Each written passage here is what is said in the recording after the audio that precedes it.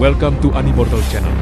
Tanpa berlama-lama lagi, mari kita mulai ceritanya. Tubuh ketujuh leluhur itu bergetar dan ekspresi mereka berubah dengan cepat. Mereka menemukan bahwa pantangan Seven Blood Eyes bahkan lebih aneh daripada penghakiman mereka sebelumnya. Itu bukan penghakiman hidup dan mati yang sederhana. Itu akan menimbulkan cedera fatal, bahkan jika gagal. Pukulan seberat itu jelas bisa ditumpuk. Dengan kata lain, bahkan jika seseorang dengan sangat berani bertahan dari 7 penghakiman dan mereka tidak mati, mereka pasti tidak akan jauh dari kematian di bawah 7 luka berat ini. Yang lebih penting, harta karun sihir tabu milik Seven Blood Eyes memiliki sumber daya yang melimpah.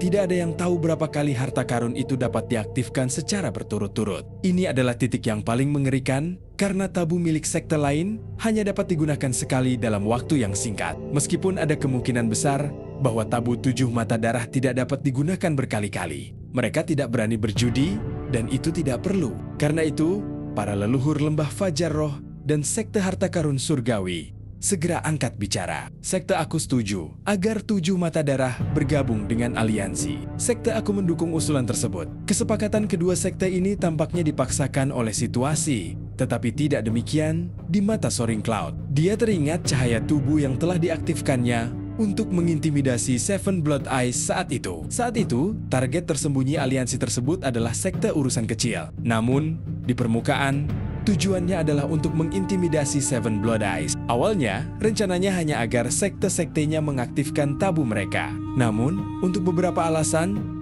Spirit Dawn Valley dan Heavenly Treasure Sect juga mengaktifkan tabu mereka. Meskipun mereka memberikan penjelasannya kemudian dari apa yang terlihat sekarang. Kedua sekte tersebut dengan jelas melakukannya karena mereka khawatir dia tidak akan mengikuti rencananya dan benar-benar menyerang 7 mata darah. Mereka sudah lama bersekongkol. Wajah leluhur awan melonjak pucat. Dengan persetujuan lembah Fajar Roh dan sekte harta karun surgawi, leluhur keempat sekte lainnya juga ingin setuju. Melihat ini, dia meratap dalam hatinya dan ingin menyerang. Namun, perasaan hidup dan mati pada saat itu membuatnya tidak dapat bersikap tegas. Tetapi reputasi yang dipertaruhkan jauh lebih dari sekadar lentera kehidupan dan dia tidak dapat mengakhiri ini dengan begitu saja. Sebuah suara kuno tiba-tiba terdengar santai dari langit. Kita semua keluarga. Ngapain ribut-ribut? Semuanya salah paham. Rekan Daois Soaring Cloud, kembalilah. Rekan Daois lainnya juga kembali. Rekan Daois Zulianzi, aliansi kami menyambut kamu untuk bergabung dengan Senat dan Seven Blood Eyes untuk bergabung dengan aliansi. Kamu dapat datang dan membahas detail migrasi Seven Blood Eyes bersama kami. Ini adalah sumpah dan Wanggu akan menjadi saksi. Setelah diskusi, aliansi 7 sekte akan diubah menjadi aliansi 8 sekte. Hekan Dawo Zulianzi, apa pendapatmu? Suara ini lembut. Saat terbawa angin, wajah besar muncul di langit. Auranya mencengangkan. Dan begitu muncul, ia membentuk tekanan yang menyelimuti 9 leluhur Nihility tahap pertama di bawah. Akan tetapi, tekanan itu tidak menyebar ke murid-murid Seven Blood Eyes dan sekte tersebut. Wajah ini milik seorang kultivator setengah baya. Dia tampak seperti seorang sarjana dan sama sekali tidak tampak bermusuhan. Dia menatap Zue Lianzi dengan tenang. Pada saat yang sama, ada wajah yang lebih besar di wajah ini yang persis sama. Itu seperti lapisan yang ditumpuk. Ada lapisan ketiga, keempat, kelima. Masing-masing lebih besar dari yang lain dan menyebar hingga jarak yang tidak diketahui. Jumlahnya begitu banyak, sehingga tidak mungkin untuk dihitung. Karena semakin tinggi dan tinggi, orang-orang di dunia tidak dapat melihat batasnya. Mereka bahkan memiliki ilusi bahwa langit di atas benua Nanhuang dipenuhi oleh orang ini. Salam, pemimpin aliansi. Salam, pemimpin aliansi. Para leluhur dari aliansi 7 sekte, semuanya memiliki ekspresi serius saat mereka membungkuk hormat ke wajah-wajah di langit. Adegan ini membuat napas Xu Qing menjadi cepat. Kapten memperlihatkan kilatan aneh di matanya. Dan tuan tua ketujuh yang berada di depan juga mengangkat kepalanya dan menatap sambil bergumam pelan. Tahap kedua dari alam nihilitas, transformasi segudang ilusi dan kebenaran. Xu Qing menatap langit. Gelombang besar muncul di benaknya dan hasrat perlahan muncul di matanya. Dia juga ingin menjadi sekuat itu. Xue Lianzi juga menarik napas dalam-dalam dan membungkuk ke wajah besar itu, menyetujui hal ini. Pada saat berikutnya, wajah-wajah di langit menghilang. Ekspresi leluhur awan melonjak tampak buruk. Dengan jentikan lengan bajunya, dia menyapu para pengikut sekte yang sebelumnya agresif, tetapi kemudian gemetar ketakutan dan pergi. Adapun leluhur lainnya Mereka menangkupkan tinju mereka ke arah Xuelianzi dan guru terhormat Dongyo sebelum pergi. Leluhur sekte Mystic Nether adalah seorang wanita, tetapi penampilannya tidak dapat dilihat dengan jelas. Sebelum dia pergi, dia melirik puncak ketujuh dan tampak tersenyum sebelum pergi. Hanya leluhur lembah Fajar, roh dan sekte harta karun surgawi yang tetap tinggal dan tidak langsung pergi. Mereka adalah seorang pria dan seorang wanita. Wanita itu tampak lembut, sementara pria itu berjanggut lebat. Terlepas dari penampilan atau aura, mereka memancarkan aura yang luar biasa. Tatapan mereka berkedip saat mereka tersenyum pada Xuelianzi dan Tuan Dongyo yang terhormat, dan tampak seperti sedang mengenang masa lalu mereka. Jelas, mereka berempat sudah saling kenal sejak lama, dan hubungan mereka luar biasa. Sekarang setelah masalah ini selesai, tidak perlu ada yang disembunyikan.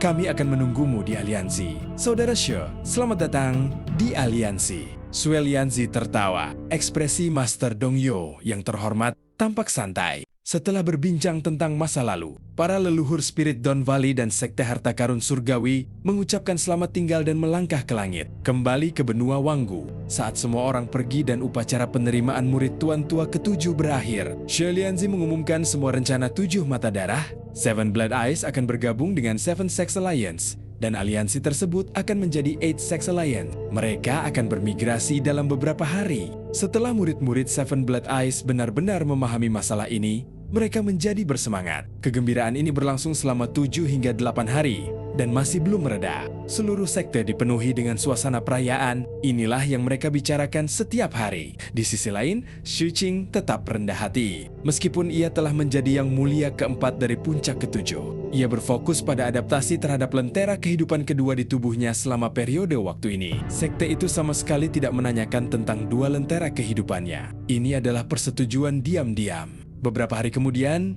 sekte tersebut mengeluarkan pengumuman. 3 hari kemudian, Seven Blood Eyes akan membentuk tim negosiasi yang dipimpin oleh leluhur dan tuan tua ketujuh. Mereka akan menuju aliansi 7 sekte benua Wanggu untuk membahas rincian integrasi dan relokasi. Relokasi dan integrasi sekte jelas bukan masalah kecil. Mereka harus bernegosiasi tentang banyak hal. Namun, orang yang bernegosiasi bukanlah Xu Qing.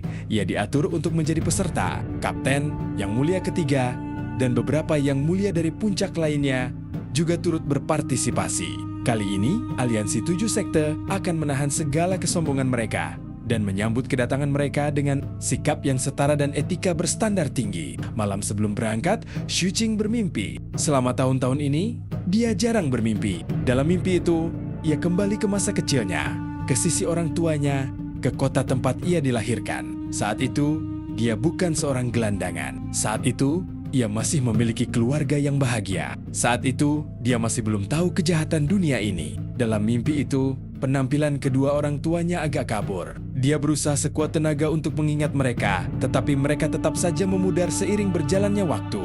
Ini tidak ada hubungannya dengan dasar kultivasi. Ini adalah naluri manusia. Namun, kakak laki-lakinya muncul sangat jelas dalam mimpi itu. Dia memiliki seorang kakak laki-laki. Dalam mimpinya, saudaranya memiliki hubungan yang sangat baik dengannya. Mereka berdua tumbuh bersama, bermain lumpur bersama, tertawa dan bercanda bersama, pergi ke sekolah bersama, dan saling berbisik di malam hari.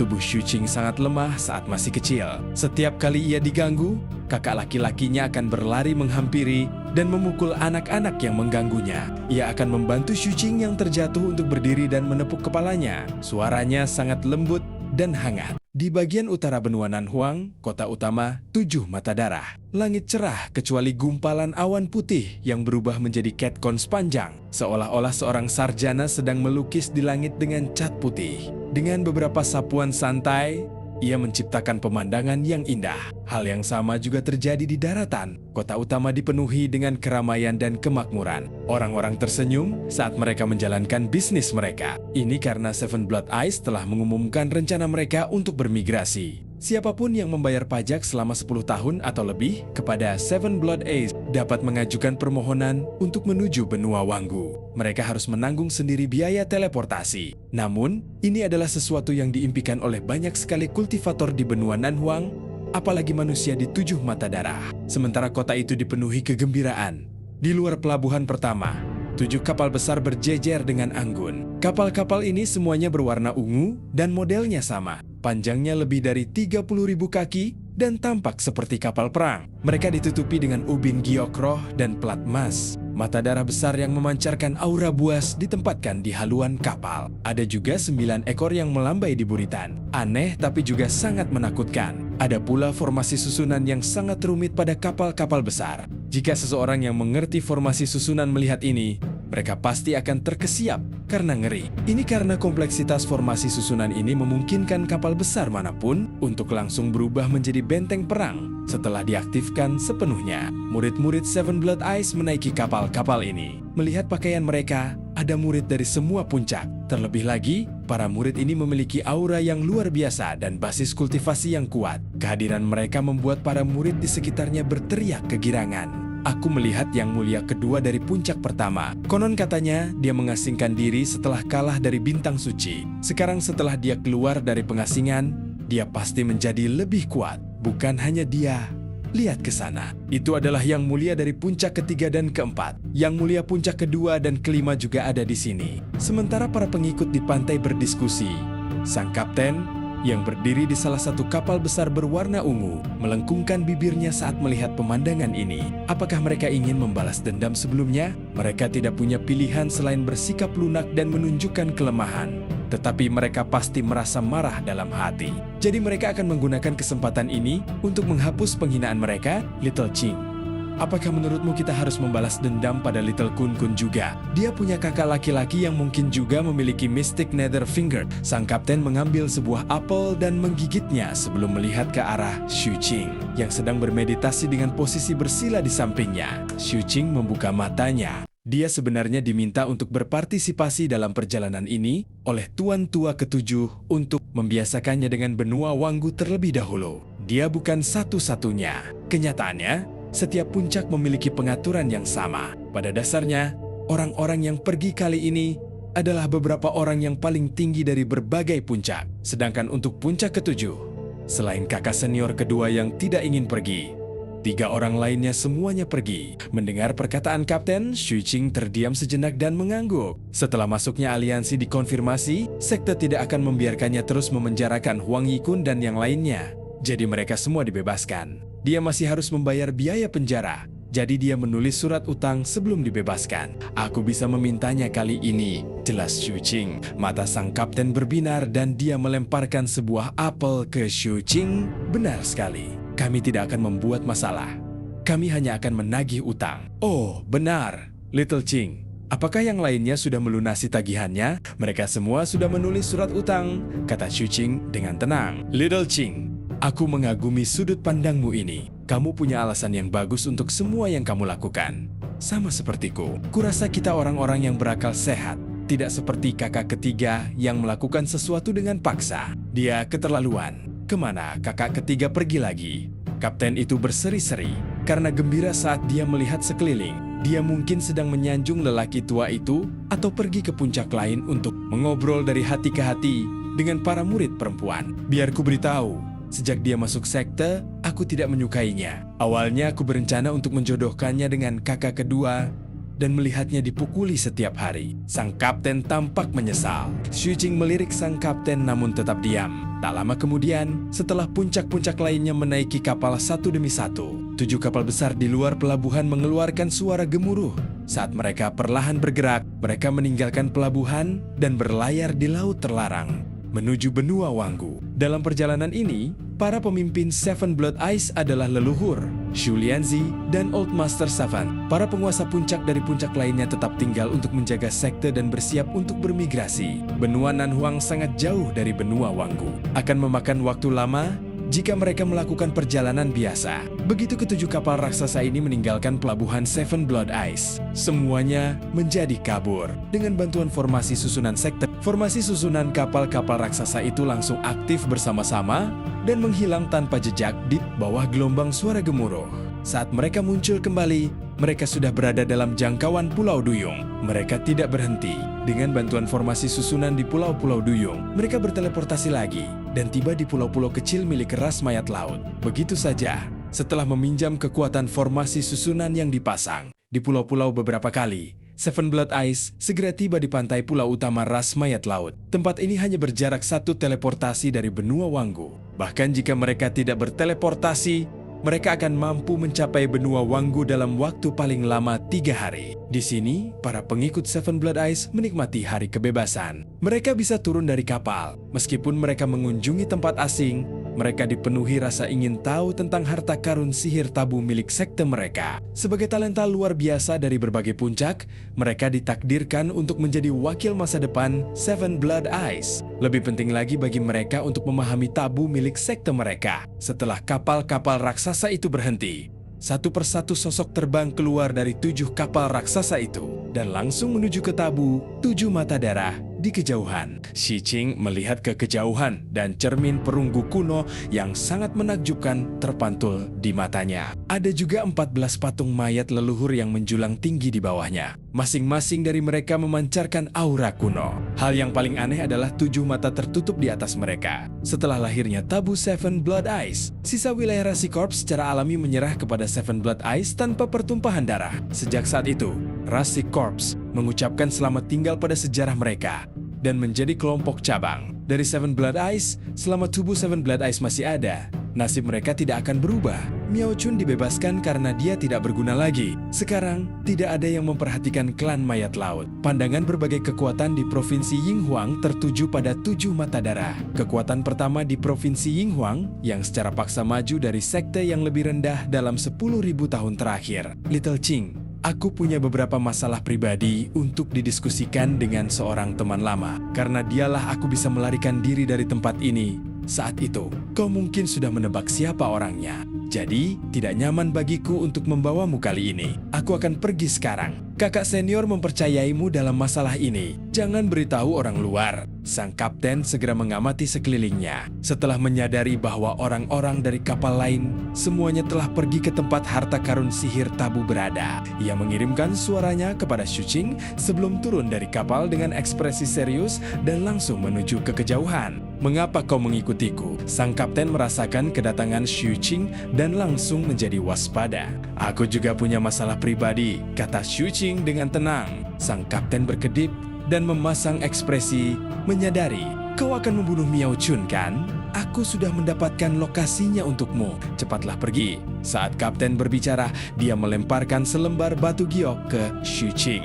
Shu Qing menyimpan slip giok sebelum melanjutkan mengikuti sang kapten. Kenapa kau masih mengikutiku? Kapten itu sedikit cemas. Shu Qing tidak mengatakan apa-apa, pandangannya menyapu sekeliling. Setelah itu, tubuhnya bergoyang dan mendarat di ngarai yang relatif tersembunyi di tanah. Dia kemudian menatap kapten. Kakak senior, keluarkan saja. Kita hanya punya waktu 1 hari. Kita harus segera menghabiskannya.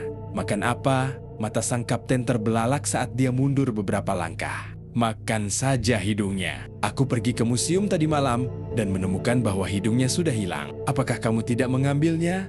Atau kamu berpikir untuk memakannya sendiri? Shu Qing bertanya dengan heran. Sang kapten terdiam. Setelah itu, dia berkedip dan tertawa. Seperti yang diharapkan, tidak ada yang bisa disembunyikan darimu, adik muda. Rencanaku adalah kita berdua makan bersama. Aku hanya bercanda denganmu tadi. Sang kapten terbatuk. Setelah mengamati sekelilingnya, ia menahan sakit hatinya dan mengeluarkan sebuah benda dari tas penyimpanannya. Dengan suara ledakan, benda itu mendarat di tanah. Benda ini adalah hidung patung mayat leluhur. Ketika berada di Seven Blood Ice, itu hanyalah batu biasa. Namun, begitu muncul di sini, batu itu memancarkan fluktuasi yang mencengangkan. Batu itu memancarkan kualitas spiritual dan aura yang mencengangkan. Mata Shu Qing berbinar dan dia langsung duduk bersila. Basis kultivasi di tubuhnya bersirkulasi dengan ganas dan 2 kanopi muncul. Golden Crow juga muncul dan menghirupnya dengan ganas. Kapten segera menjadi cemas. Sebenarnya, dia khawatir Shu Qing akan menyerapnya dengan cepat.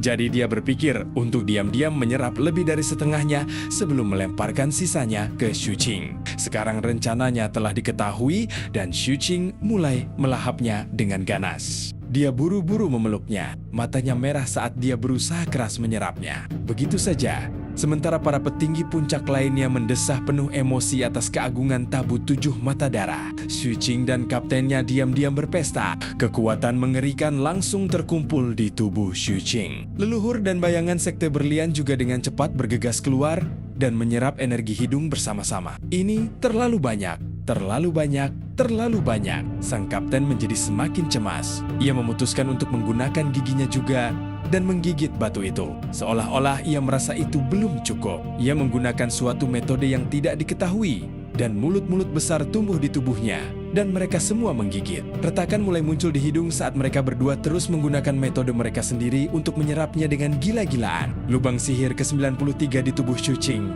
langsung terbuka. Ini bukan akhir. Tak lama kemudian, lubang sihir ke-94 dan ke-95 terbuka satu demi satu.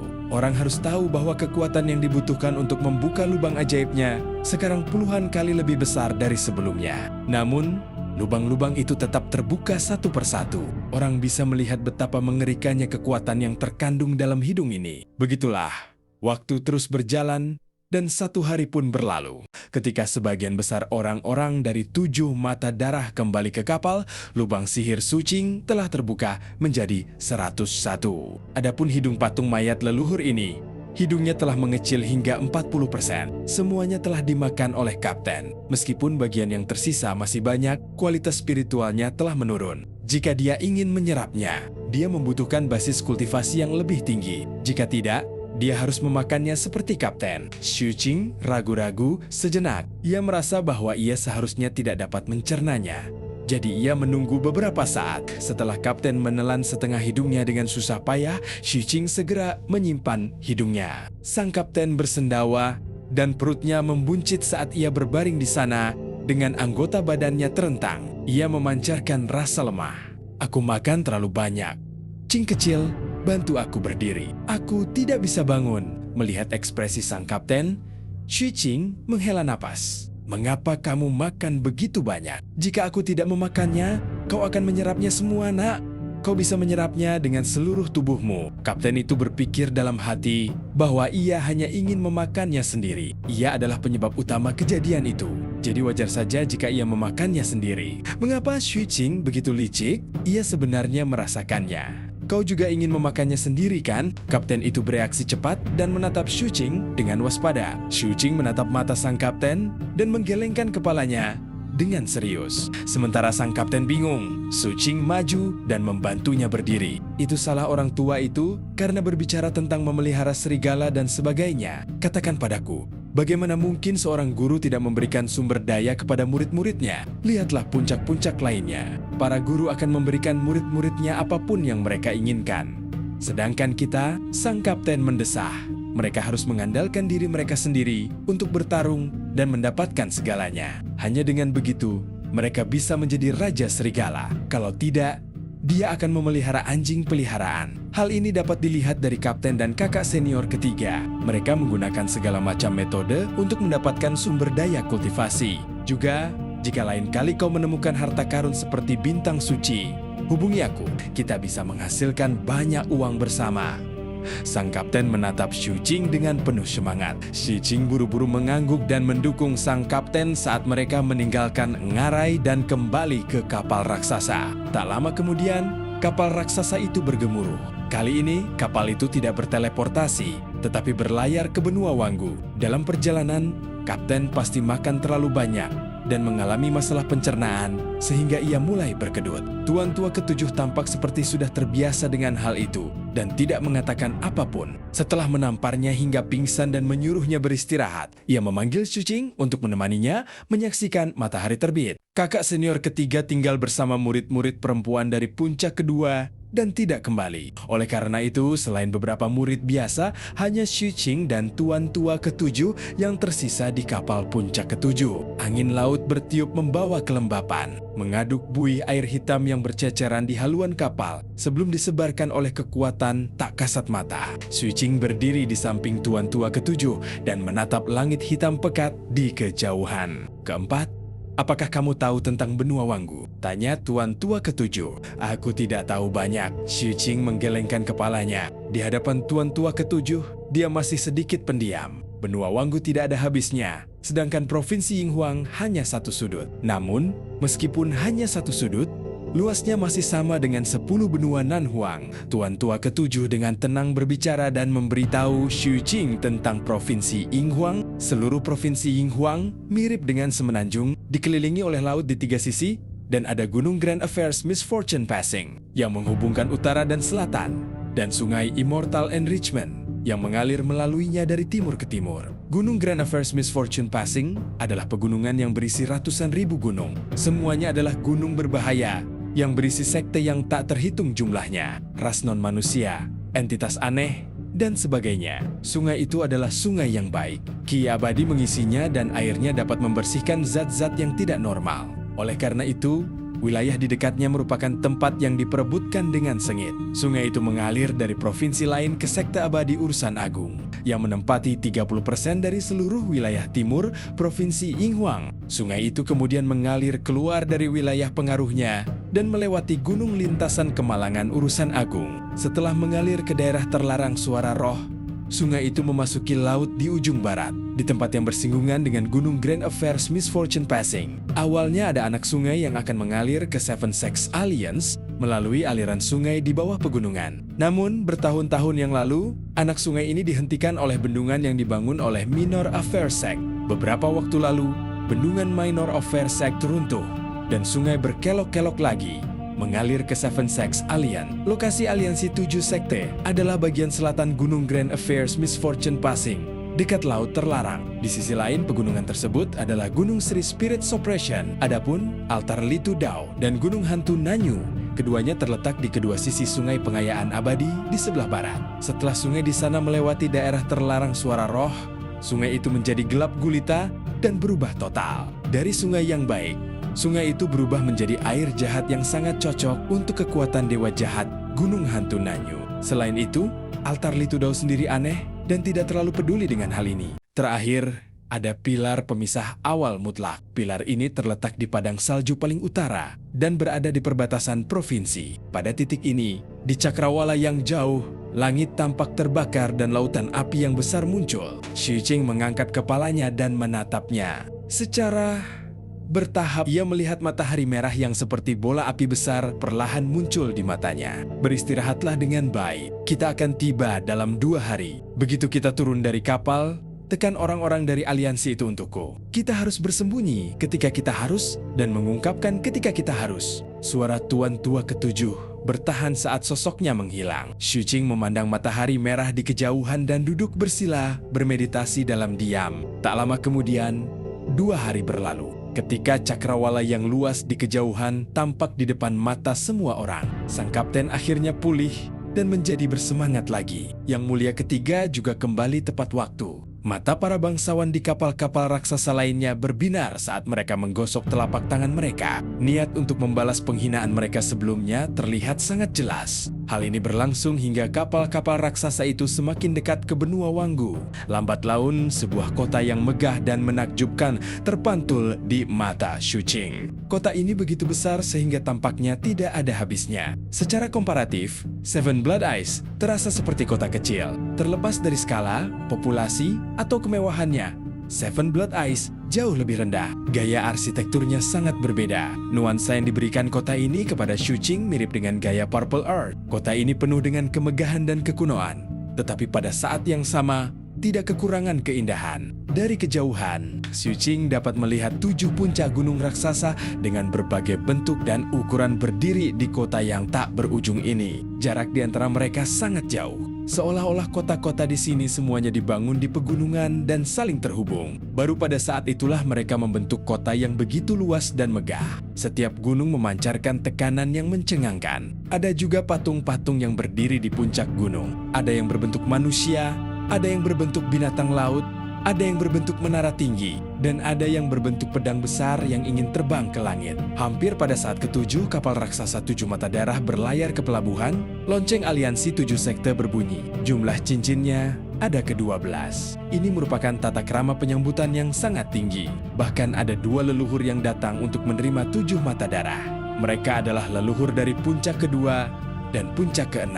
Ada juga para master sekte dari kedua sekte tersebut. Selain mereka, para murid dari 7 sekte berdiri dengan khidmat di tepi pantai untuk menyambut 7 mata darah. Namun, mata mereka dipenuhi dengan kewaspadaan dan permusuhan. Hal ini terutama berlaku bagi para murid yang tergabung dalam sekte pedang awan melonjak. Semua mata mereka memancarkan cahaya dingin saat mereka menyapu pandangan mereka ke arah orang-orang dari 7 mata darah dan akhirnya tertuju pada Xu Qing. Kenyataannya, mereka bukan satu-satunya. Setelah para murid dari sekte lain mengalihkan pandangan mereka, mereka semua menatap Xu Qing. Sebagian besar tatapan murid laki-laki tampak aneh dan rumit. Sedangkan untuk murid perempuan, ekspresi mereka sedikit berubah dan keterkejutan perlahan muncul di mata mereka. Ketika mereka melihat Xu Qing, para petinggi dari berbagai puncak di kapal-kapal raksasa juga melangkah keluar satu demi satu. Ketika mereka melangkah keluar,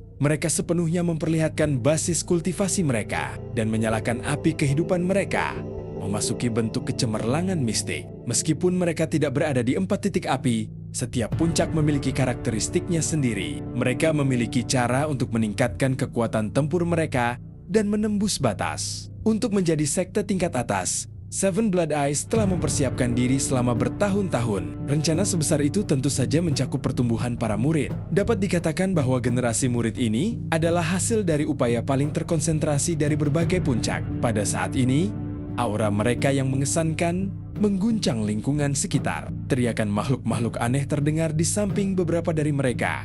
Beberapa ditutupi dengan artefak sihir tingkat tinggi. Beberapa memiliki pola susunan yang menyebar dengan setiap langkah yang mereka ambil. Dan beberapa terlihat biasa, tetapi seluruh tubuh mereka ditutupi dengan tato binatang buas. Mereka ingin sekali memulai perkelahian dengan para pengikut 7 sekte di pantai. Adapun murid-murid dari 7 sekte, sebagai anggota sekte atas, mereka secara alami memiliki kelebihan mereka sendiri. Mereka semua juga melepaskan aura mereka dan melangkah maju. Saat aura kedua belah pihak berbenturan, Xu Qing melangkah keluar. Ekspresinya setenang biasanya saat dia melihat ke arah pantai, tetapi dia tidak menemukan seorang pun yang dikenalnya. Tidak ada satupun orang pilihan surga dari berbagai sekte yang pernah datang ke Seven Blood Eyes sebelumnya. Jelas, mereka telah menduga bahwa para petinggi Seven Blood Eyes telah bersikap lunak terhadap mereka sebelumnya, dan bahwa mereka akan datang untuk membalas dendam. Meskipun Xu Qing tidak ingin menjadi pusat perhatian, gurunya telah memintanya. Karena itu, ketika para murid dari berbagai puncak turun dari perahu dan para kultivator aliansi 7 sekte di pantai melangkah maju serempak, Xu Qing juga melangkah maju. Dengan langkah ini, dunia berubah. Aura mengerikan meletus dari tubuh Xu Qing, menyebabkan angin dan awan bergejolak, badai naik ke segala arah dan bergemuruh saat menyebar. Bahkan sinar matahari tampak berkumpul di tubuhnya saat ini.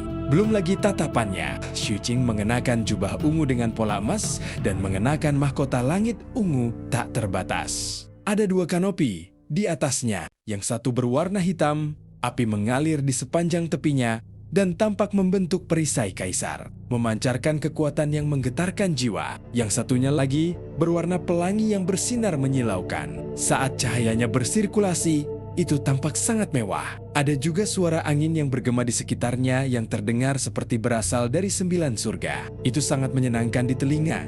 Dan pada saat yang sama, itu menyebabkan angin dan awan melonjak. Di belakangnya, terdengar teriakan. Bergema di antara awan, seekor gagak emas besar muncul dan terbang di atas Xu Qing, menatap para murid di tepi pantai. Ditambah dengan penampilan Xu Qing yang tak tertandingi, dia seperti seorang kaisar yang turun ke dunia manusia. Adegan ini menyebabkan ekspresi para pengikut aliansi 7 sekte di pantai berubah drastis. Pikiran mereka bergetar seolah-olah petir telah menyambar mereka. Dan mereka tidak punya pilihan selain mundur. Xu Qing melangkah maju. Kekuatan tempur dari 6 api di tubuhnya menyebar dan membentuk tekanan yang mengerikan. Berubah menjadi fluktuasi energi yang mengerikan yang tampaknya mampu menghancurkan segalanya. Hal ini menyebabkan dahi para pengikut yang mundur berkeringat dan kengerian muncul di mata mereka saat mereka mundur lagi. Satu orang menekan seluruh pantai. Adegan ini seperti sebuah siklus, mirip dengan saat Zenly Star melangkah ke Seven Blood Eye. Namun Xu Qing saat ini bahkan lebih menakutkan. mengejutkan, dan menarik perhatian daripada Saintly Star saat itu. Ini karena dia memiliki 2 kanopi. Shu Qing, orang nomor 1 yang dipilih, surga dari 7 mata darah. Shu Qing, para petinggi dari berbagai sekte, ditangkap dan bintang suci dikalahkan olehnya. Shu Qing memiliki kekuatan tempur yang sangat mengerikan, yaitu 6 api, dan ini bukan batasnya. Dengan peningkatan dari seni kultivasi tingkat kaisar dan 2 lentera kehidupan, dia tak tertandingi. Ini adalah bakat yang tak tertandingi. Shu Qing melangkah keluar dan menekan sekelilingnya. Dia langsung menjadi pusat perhatian hanya dengan berdiri di sana. Keanggunan yang dulunya dimiliki oleh bintang suci kini meningkat dalam tubuh Shu Qing. Ini juga karena penampilannya yang tak tertandingi. Dia seperti bintang yang sedang bersinar, menyebabkan para pengikut aliansi 7 sekte di pantai tidak punya pilihan selain menundukkan kepala. Para pengikut perempuan di antara mereka memperlihatkan tatapan aneh. Di langit, Xu Lianxi menyaksikan pemandangan ini dengan puas. Di sampingnya, Tuan Tua Ketujuh juga tersenyum. Adapun lembah Roh Fajar dan leluhur sekte harta karun surgawi di seberang mereka. Mereka tersenyum dan menggelengkan kepala saat tatapan mereka menyapu Shu Qing. Cukup, Junior.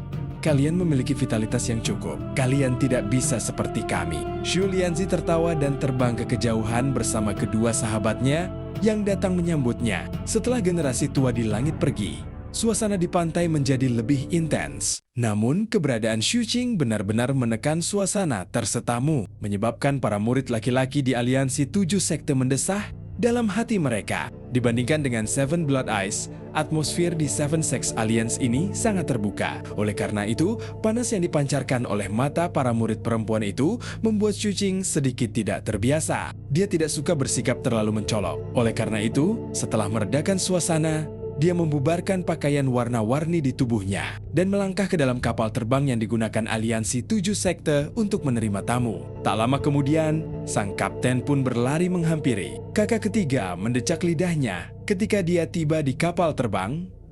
Adik muda, lumayan, aku akan mengajarimu beberapa jurus nanti. Kau pasti akan memiliki daya tarik yang tak tertandingi di antara para murid perempuan di aliansi. Shu Qing melirik kakak ketiganya tetapi tidak menjawab. Kapten mengambil sebuah apel dan mencibir setelah menggigitnya. Tuan muda ketiga, kau mesum. Kau harus menghentikannya.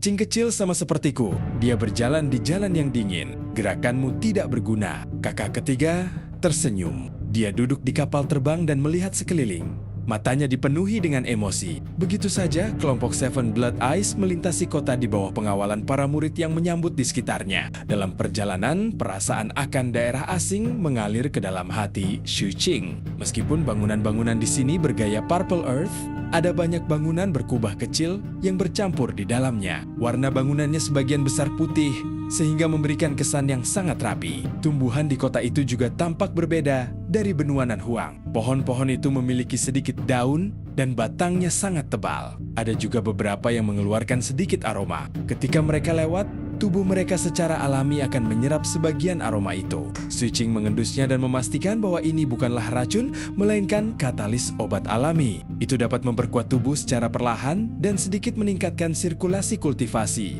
Dalam perjalanan, Shu Qing juga melihat sungai-sungai kecil yang berkelok-kelok di kota. Air sungai memancarkan energi spiritual yang kuat, yang menyehatkan semua makhluk hidup. Suhu di tempat aliansi berada juga berbeda dengan Seven Blood Eyes. Di sana lebih hangat, dan orang-orang di kota mengenakan pakaian yang lebih tipis. Melihat raut wajah mereka yang dipenuhi rasa ingin tahu, hanya sedikit yang tampak kurang gizi. Sebagian besar dari mereka memiliki harapan dan cahaya di mata mereka. Temperamen sekte atas ditampilkan dalam setiap detail. Tempat ini hanyalah sudut kota aliansi.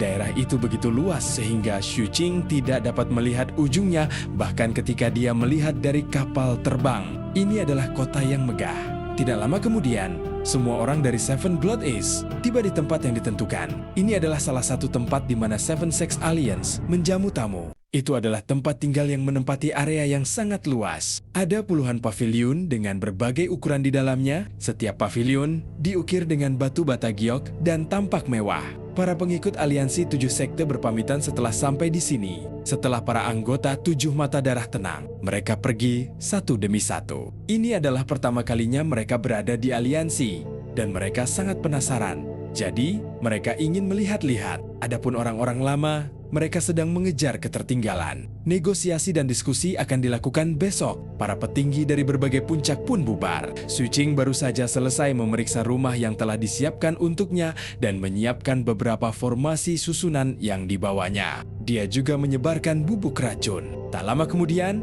kapten dan kakak senior ketiga mencarinya. Adik muda, kakak senior akan mengajakmu jalan-jalan. Kapten itu mengedipkan mata ke arah Su Qing. Tampak seperti sedang mengajaknya melihat dunia. Su Qing memandang dengan curiga. Di sampingnya, kakak senior ketiga juga mengedipkan mata pada Su Qing dan tersenyum. Baru saja, aku bertanya kepada beberapa teman lama di aliansi. Mereka sangat merekomendasikan kolam abadi di sini.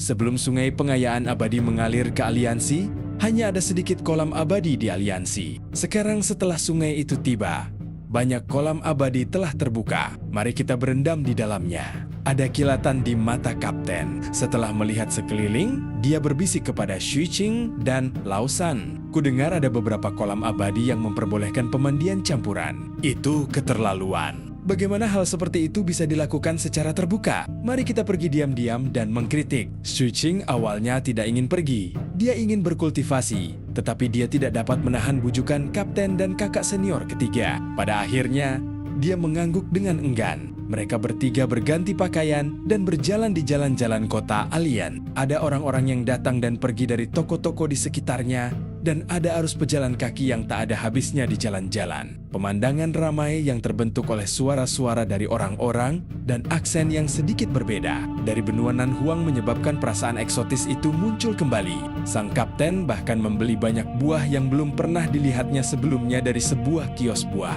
Ia melemparkan satu buah kepada Su Qing dan si tua ketiga. Mereka bertiga makan sambil melihat-lihat. Tempat ini terlalu besar. Luasnya lebih dari 10 kali lipat kota utama Seven Blood Ice kita, Altered. Kamu dari benua Wanggu. Kamu pasti sudah tidak asing lagi dengan tempat ini kan? Su Qing memandang sekelilingnya dan mendesah penuh emosi. Sebenarnya, tidak hanya ada satu kota utama di aliansi. Ini adalah kota yang sangat megah, yang terbentuk dari hubungan kota-kota utama 7 sekte. Kata kakak senior ketiga sambil tersenyum. Wilayah yang kita masuki hanyalah wilayah kota sekte harta karun surgawi. Dan di luar kota yang luas dan megah ini, ada banyak negara kecil dan 130 sekte yang bergantung pada aliansi. Kali ini, salah satu dari sekian banyak topik diskusi Seven Blood Ice adalah memilih lokasi untuk berintegrasi ke kota ini dan menjadi bagian dari kota megah ini setelah kita bermigrasi. Kakak senior ketiga memperkenalkan diri sambil berjalan. Su Qing mendengarkan dengan penuh perhatian, sementara sang kapten melihat ke kiri dan ke kanan, tampaknya mencari sesuatu. Hal istimewa terakhir dari aliansi 7 sekte bukan hanya gabungan dari 7 kota, tetapi juga tanah milik 7 sekte tersebut. Selain itu, seni kultivasi, fondasi, dan tanah keberuntungan mereka terbuka untuk aliansi. Kakak ketiga menunjuk ke gunung putih besar di kejauhan. Itu adalah tanah sekte dari sekte harta karun surgawi. Semua sekte bisa pergi ke sana untuk belajar dan memahami. Namun, itu tidak gratis. Biayanya sangat tinggi. Seven Blood Ice kami juga memilikinya. Tanah kelahiran Rasi Corps juga dapat dianggap sebagai tanah keberuntungan Seven Blood Ice kami. Begitu saja, saat kakak ketiga memperkenalkan berbagai hal, mereka bertiga perlahan tiba di pusat kota. Ada sebuah bangunan yang sangat mewah yang dibangun di tepi sungai. Bangunan ini berbentuk segi 5 dan menempati area yang luas. Terlihat air sungai yang disedot. Setelah diolah, air sungai dibagi menjadi beberapa aliran yang mengalir ke berbagai area bangunan. Tempat ini jelas ramai. Ada banyak murid laki-laki dan perempuan yang masuk dan keluar. Dan pakaian mereka semua berbeda. Jelas, ada kultivator dari semua sekte di aliansi. Tidak hanya ada murid dari 7 sekte, tetapi ada juga sejumlah besar murid dari 130 sekte di luar. Ini dia, mata sang kapten berbinar saat dia menarik Su Qing dan si tua ketiga masuk. Si tua ketiga berinisiatif untuk membayar sejumlah biaya, dan tak lama kemudian, mereka bertiga dibawa ke sebuah kolam besar. Kabut masih menyelimuti kolam dan samar-samar terlihat para kultivator pria dan wanita berpakaian minim di kolam. Jumlah mereka Tidak banyak. Beberapa berbisik-bisik dan beberapa kultivator dengan mata tertutup. Pandangan tidak begitu jelas dalam kabut ini. Setelah tiba di sini, Xuqing segera merasakan bahwa energi spiritual di kolam itu padat dan mengandung rasa kemurnian. Sebenarnya tidak ada zat yang tidak normal di dalamnya. Jika seorang kultivator berendam di dalamnya, mereka pasti dapat membersihkan zat-zat aneh di tubuh mereka saat mereka menggunakan teknik pernafasan mereka. Meskipun dia tidak memiliki zat anomali apapun, dia akan dapat berkultivasi 2 kali lebih cepat di sini. Suhu airnya setelah membasahi seluruh tubuhnya. Perasaan nyaman memenuhi hatinya. Energi spiritual juga mengalir ke dalam tubuhnya melalui pori-pori di tubuhnya, menyebabkan kultivasi Xuqing perlahan bersirkulasi pada saat ini. Mereka bertiga berada di sudut dan mengenakan penyamaran, berpura-pura menjadi kultivator aliansi. Jadi sulit bagi orang luar untuk menyadari keberadaan mereka. Begitulah. Waktu berlalu perlahan, para kultivator baru tiba di kolam dan beberapa pergi. 2 jam kemudian, seolah-olah sesuatu yang besar telah terjadi di dunia luar. Para kultivator aliansi 7 sekte di kolam mulai berdiskusi. Apakah 7 mata darah sekuat itu? Aku baru saja mendengar beritanya. Sebelumnya, yang mulia dari puncak ketiga 7 mata darah menantang orang-orang pilihan surga dari sekte perburuan aneh dan bertarung dengan 3 orang berturut-turut. Mengalahkan 2 di antaranya. Dia setara dengan Chun Yun Hua yang setenar si maling. Si maling terhindar dari pertempuran itu. Di istana Dao ekspansi besar pun sama. Yang mulia dari puncak keempat 7 mata darah saat ini sedang menantang mereka. Kudengar pertempuran di sana sangat sengit. Dia bahkan berkata akan melawan semua orang di bawah inti emas. Dulu, ketika orang-orang pilihan surga dari aliansi kita pergi ke Seven Blood Eyes, kudengar mereka terus-menerus menang. Sekarang, tampaknya Seven Blood Eyes telah menyembunyikan diri mereka terlalu dalam. Mereka sekarang sedang membangun kekuatan mereka. Mendengar pembicaraan ini, Xuqing dan 2 orang lainnya saling berpandangan. Sang kapten tiba-tiba berbicara dengan suara rendah. Ini adalah kesempatan untuk menghasilkan banyak uang. Setelah mengatakan itu, dia menatap Xuqing, kakak senior tertua. Benar, kita seharusnya bisa kembali dengan hasil panen yang melimpah setelah menyelesaikan masalah ini. Ekspresi kakak senior ketiga tampak lembut saat dia juga menatap Xuqing. Xuqing terdiam dan berbicara setelah waktu yang lama. Bagaimana kita membagi keuntungannya? Kakak ketiga akan bertanggung jawab untuk mempublikasikan masalah ini. Aku akan bertanggung jawab untuk menerima. Xuqing, kamu bisa naik ke panggung. Kamu bisa mendapatkan 4 dan kita akan mendapatkan 3 masing-masing, kata kapten dengan cepat. Benar sekali. Benar sekali. Aku akan pergi dan mengumumkannya. Aku akan mengatakan bahwa Xuqing akan menantang orang-orang pilihan surga aliansi. Kakak senior ketiga tersenyum dan berbicara dengan lembut. Ya, katakan saja dia tidak akan menantang mereka semua kali ini, tetapi memilih beberapa orang untuk bertarung dalam pertarungan hidup dan mati. Sang kapten mengeluarkan sebuah apel dan menggigitnya. Daftar nama yang tepat belum diputuskan. Aku sedang mempertimbangkan siapa yang akan ditantang. Xuqing memikirkannya dan berbicara. Ketiganya saling memandang. Sang kapten tersenyum palsu. Kakak ketiga memiliki ekspresi lembut dan ekspresi Xuqing tenang. Kalau begitu, sudah diputuskan. Orang-orang dari aliansi itu bukan orang bodoh. Siapapun yang punya otak pasti akan berpikir untuk mengirim beberapa hadiah, kata sang kapten sambil melihat sekeliling dengan sembunyi-sembunyi. Kalian berdua, tetaplah di sini. Aku akan pergi melihat kolam lainnya. Jumlah murid perempuan di sini terlalu sedikit. Saat dia berbicara, sang kapten berdiri dan pergi. Kakak senior ketiga juga meregangkan punggungnya dan bergerak mendekati murid-murid sekte lain di kolam tersebut. Ekspresinya lembut dan dia tampak tidak berbahaya. Xuqing memejamkan matanya dan berkultivasi dalam diam. Namun, tak lama kemudian, Xuqing membuka matanya. Ia melihat seorang murid perempuan dari aliansi menghampirinya. Wajahnya sedikit memerah saat ia duduk dengan hati-hati. Sedangkan untuk kakak senior ketiga, Xuqing mengalihkan pandangannya dan mendapati bahwa dia sedang mengobrol dan tertawa dengan sekelompok murid aliansi. Mereka tampak sangat harmonis. Xuqing tetap diam. Dia tahu bahwa itu karena energi spiritual di kolam itu sangat padat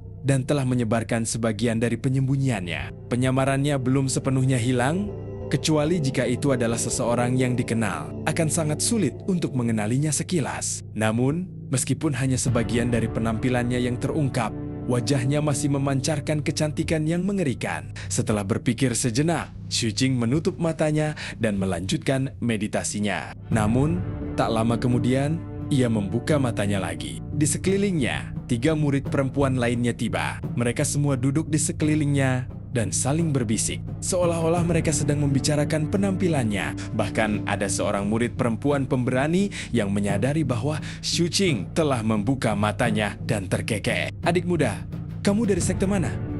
Kamu terlihat agak asing." Xu Jing tidak mengatakan apa-apa dan menutup matanya. Waktu terus berlalu. 2 jam kemudian, sang kapten kembali dari jauh sambil bersenandung dan memakan apel. Ia merasa bahwa kolam-kolam lainnya membosankan dan semakin sedikit murid perempuan. Oleh karena itu, ia kembali untuk mencari Xu Jing dan si tua ketiga. Namun, saat ia mendekati kolam renang dan melihat tempat itu dengan jelas, matanya tiba-tiba terbelalak. Ia berhenti bersenandung dan bahkan lupa memakan apelnya. Ia menatap kosong ke arah kolam renang yang masih sedikit kosong saat ia pergi tadi. Pada saat itu, ada banyak kultivator di sini.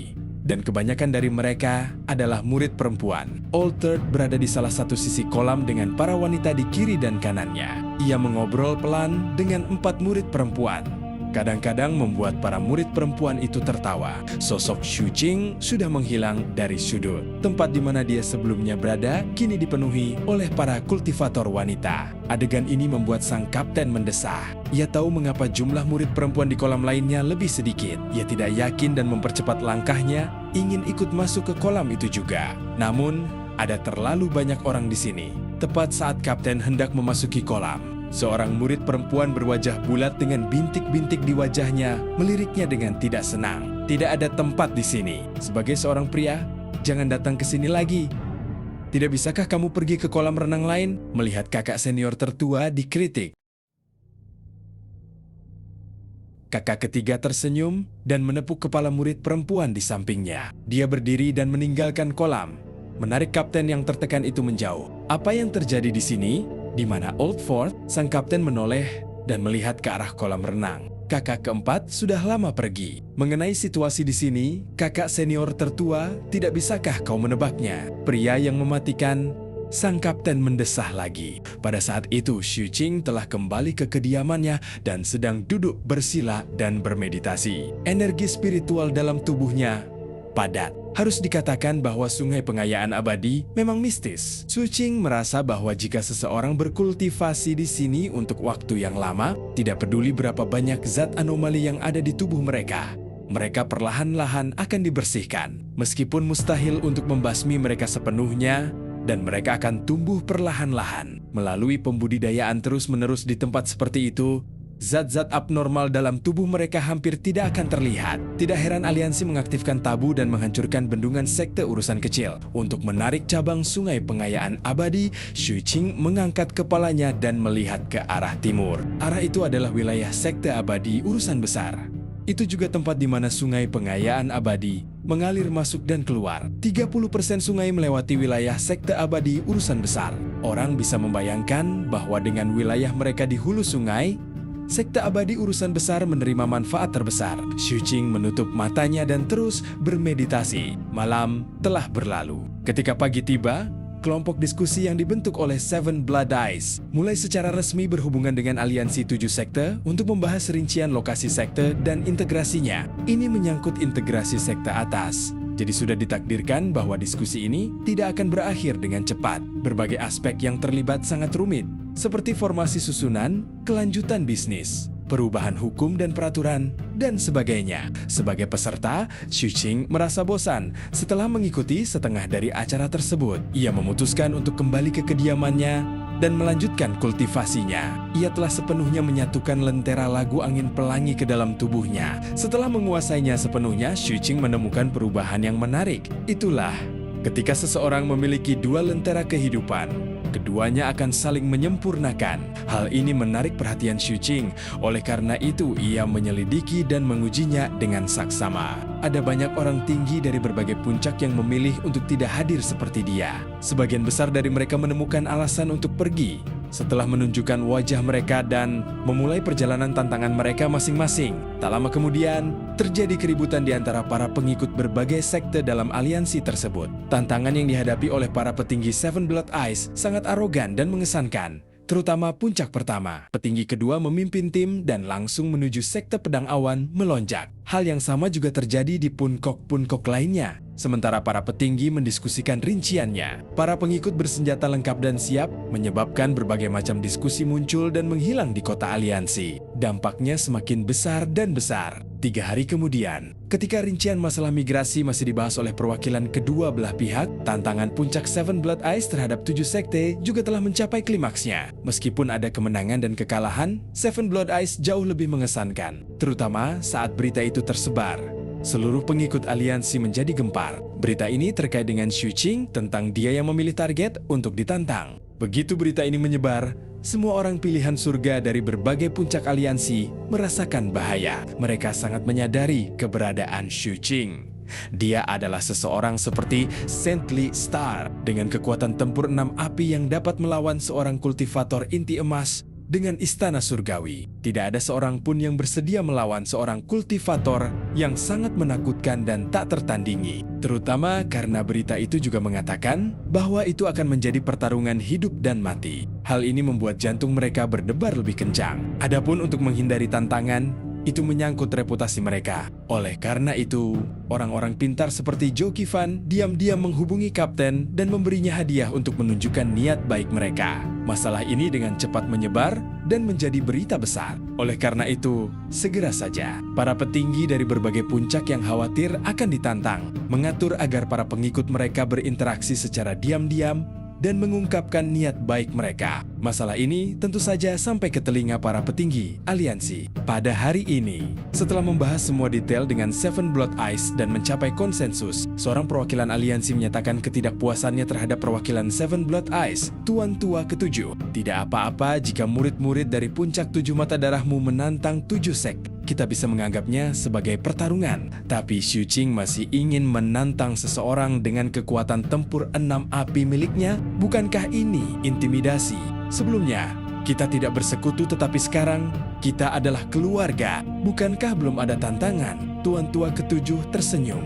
Itu hal yang paling keterlaluan. Si Tua Ketujuh, beberapa muridmu itu benar-benar sedang memancing. Bahkan, muridmu yang tertua menyebarkan berita bahwa siapapun yang memberi lebih sedikit akan namanya ditulis dalam daftar pertempuran hidup dan mati. Ini keterlaluan.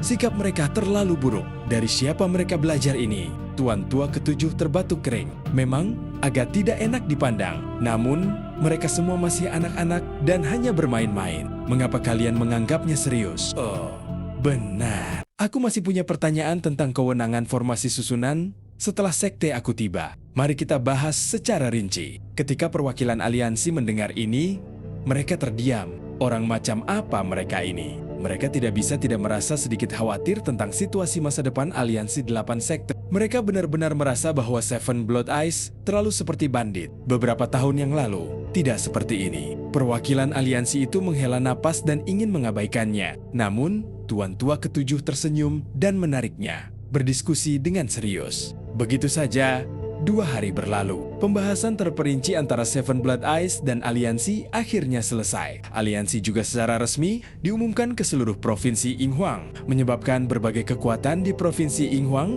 yang memperhatikan masalah ini mulai mengevaluasi kembali aliansi 8 sekte. Pada saat yang sama, 7 mata darah benua Nanhuang menerima perintah dari leluhur. Mereka memulai migrasi sesuai jadwal. Menurut rencana, mereka harus menyelesaikan migrasi dalam waktu 1 bulan. Selain itu, aliansi akan membangun susunan teleportasi sehingga kedatangan 7 mata darah bisa lebih lancar. Pertarungan antara para petinggi dari puncak lainnya dan 7 sekte terus berlanjut. Namun, tidak banyak orang yang memperhatikan mereka sekarang. Semua orang memperhatikan Xu Qing, ingin melihat siapa yang akan ditantangnya pada akhirnya. Lagi pula, Masih banyak murid yang telah menyatakan niat baik mereka. Saat semua orang memperhatikan tindak lanjut masalah ini, Tuan Tua ketujuh dengan tegas memarahi ketiga muridnya di depan banyak orang. Kata-katanya adalah bahwa sebagai anggota aliansi, mereka tidak dapat membuat tantangan hidup dan mati dengan gegabah. Dia bahkan menyebutkan bahwa Xu Qing seharusnya tidak menggertak anggota aliansi. Xu Qing dan dua orang lainnya tampak malu. Mereka merasa seolah-olah telah dibangunkan oleh omelan tuan mereka. Mereka menyatakan bahwa mereka menyadari bahwa masalah ini tidak pantas dan membatalkan tantangan.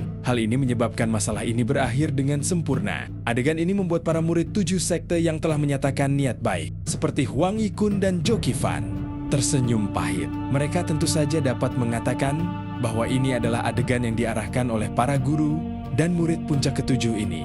Betapa menyeramkannya. Gudang roh yang bermartabat sebenarnya bekerja sama dengan beberapa murid untuk melakukan ini. Tapi apa yang bisa kita katakan? Setiap kata-kata mereka penuh dengan logika. Tepat ketika sebagian besar murid aliansi merasa telah ditipu, suara gemuruh terdengar dari sekte perburuan aneh. Simaru keluar dari pengasingannya. Dia belum berhasil menerobos dan istana surgawi kedua belum terbentuk. Namun, melihat kondisi adik laki-lakinya yang menyedihkan dan memikirkan kehancuran avatarnya, dia keluar dari pengasingannya lebih awal. Hal pertama yang dilakukannya setelah keluar dari pengasingannya adalah mengirimkan tantangan kepada 7 mata darah. Tantang Xu Qing. Dalam sekejap, masalah ini menimbulkan kegaduhan di segala arah. Orang harus tahu bahwa Simaru adalah seorang kultivator Golden Core. Tantangannya tampaknya menindas yang lemah, tetapi tidak seorang pun merasa demikian. Sebaliknya, mereka merasa bahwa ini adalah pertarungan yang seimbang. Setelah Xu Qing menggantikan bintang suci, dia telah menjadi orang pilihan surga nomor 1 di aliansi 8 sekte dan memiliki kekuatan untuk menekan istana surgawi. Sebagai murid yang paling menarik perhatian dari 7 mata darah, Xu Qing tidak dapat menolak tantangan ini. Tuan Tua ketujuh juga mengirim pesan kepadanya. Bersembunyi harus dilakukan dengan tepat. Bertarunglah dengan sekuat tenaga dan tegakkan kekuatan sekte kita. Selain itu, gadis itu, Simaru, memiliki 2 hati. Hati yang benar akan sangat berguna bagimu di masa depan. Hanya pertarungan hidup dan mati. Kalau kau setuju, ikut saja. Dan cerita pun berakhir. Sampai jumpa di episode berikutnya.